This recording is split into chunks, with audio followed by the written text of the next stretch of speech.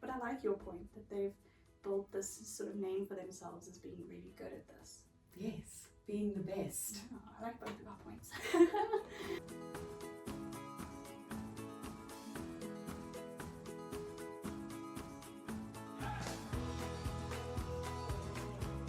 Hello! Welcome back to another episode of our vlog. And today we're going to be talking about the Trocks.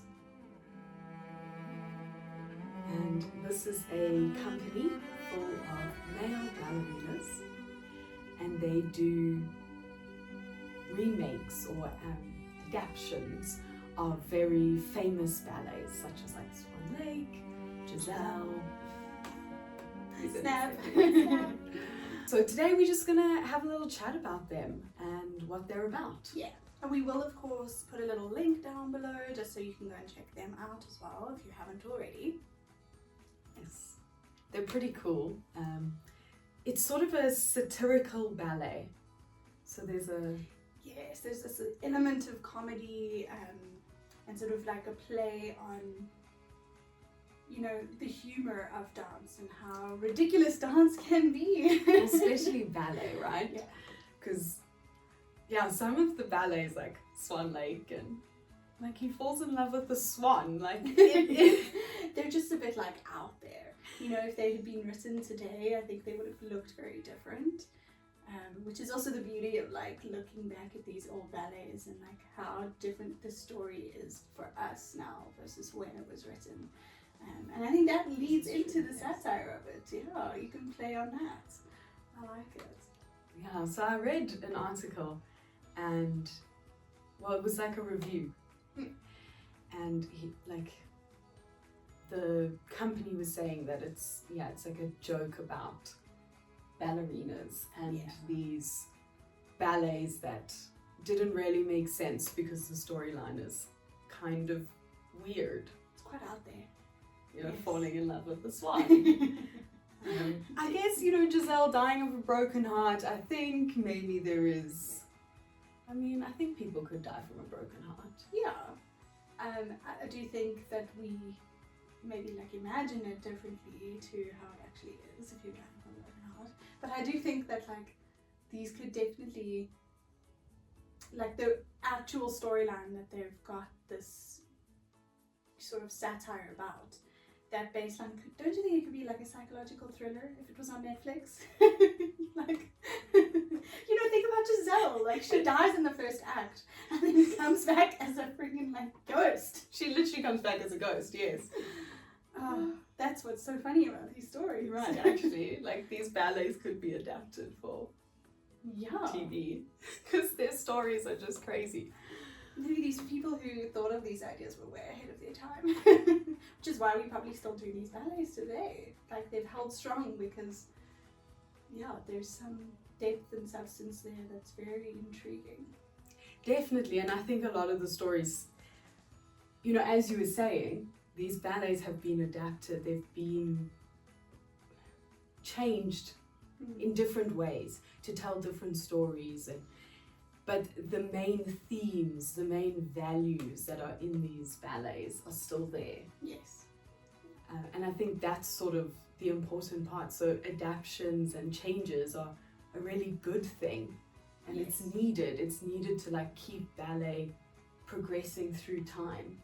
Yes, and I think you and I as choreographers, we know, you know, when you start choreographing a piece, it really evolves and it changes. So what you started with at the beginning is not what you end up with when you hit the stage by the time you're ready to perform. It's so different. And I think in a way, even once you've hit the stage, you still want to improve on things and make it better and work on a piece that you didn't really love. And so in this way, it's somebody else doing that for these choreographers from the past.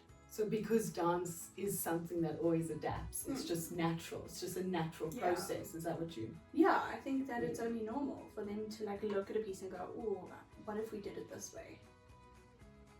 And like you say, to fit the era that we're in now compared to where it began. It's such a beautiful thing about dance, hey? That it can adapt and change, and and sort of also educate itself. Mm. You know, we know that these stories are maybe a bit out there, Yes. but we still love them, and we still love the, you know, adaptations or adaptations, and they bring like new life into these ballets.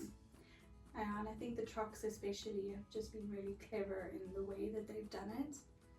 This is very true, because they're, you know, they've taken quite a